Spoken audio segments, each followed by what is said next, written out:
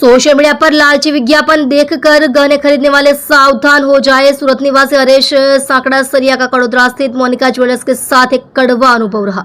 जौहरी से खरीदे गए गहनों में 100% की बजाय केवल 36% ही चांदी पाई गई। हरेश भाई ने 22 जुलाई 2025 को मोनिका ज्वेलर्स से चांदी का चूड़ा खरीदा था। 181 ग्राम चांदी का चूड़ा 25,500 रुपये में दिया गया था। बिल में चांदी की कीमत 118 रुपये प्रति ग्राम और मजदूरी 18 रुपये प्रति ग्राम दिखाई गई थी। हरेश भाई को चूड़े में मिलावट का संदेह हुआ और उन्होंने प्रयोगशाला में इसकी जांच करवाई। पहली प्रयोगशाला रिपोर्ट में पता चला कि चूड़े में केवल 35% ही चांदी थी और बाकी में अन्य धातुओं की मिलावट थी। फिर दूसरी प्रयोगशाला में जांच की गई, लेकिन जब रिपोर्ट आई तो पता चला कि गहने में केवल 35% चांदी थी। मोनिका ज्वेलर्स द्वारा ठगे गए हरेश भाई ने इस मामले में कड़ोदरा JDC पुलिस स्टेशन में शिकायत दर्ज कराई है। पुलिस ने ज्वेलर्स के मालिक अभिषेक सोनी के खिलाफ मामला दर्ज कर लिया है। शिकायतकर्ता हरेश भाई ने मांग की है कि लोगों को ठगने वाले अभिषेक सोनी के खिलाफ सख्त कार्यवाही की जाए। पता चला है कि अभिषेक सोनी अपने सोशल मीडिया पेज पर आकर्षक विज्ञापन देकर और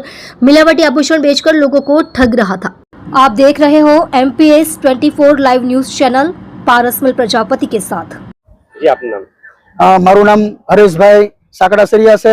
સુરતમાં મારે રહેવાનું છે। મારી બેનના મેરેજ હતા એટલા માટે મેં ઇન્સ્ટાગ્રામ પર રીલ જોઈ મોનિકા જ્વેલર્સની। અભિષેકભાઈ સોનીએ જે રીલ ઉતારેલી હતી ઇન્સ્ટાગ્રામમાં મૂકેલી હતી એ જોઈને હું મોનિકા જ્વેલર્સની અંદર ખરીદી કરવા માટે ગયો કડોદરા। તો મેં ત્યાંથી મને પસંદ આવ્યો જુડો, તો મેં 25,500નો જુડો લીધો।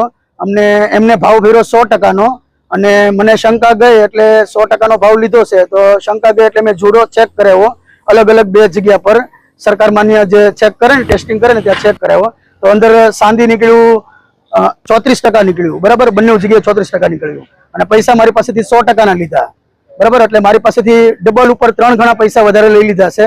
એટલે હું છેતરાયો છું। તો મારી એક જ માંગ છે કે મને ન્યાય મળે।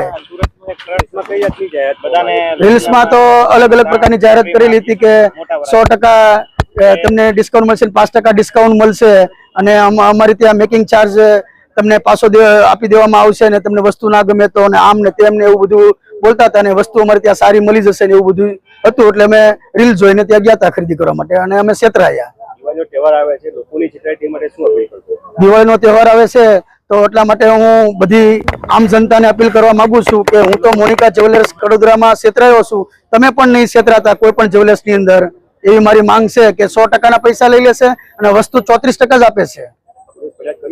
હા, પોલીસ ફરિયાદ મેં કરી છે મોનિકા જ્વેલર્સની વિરુદ્ધમાં કડોદરા।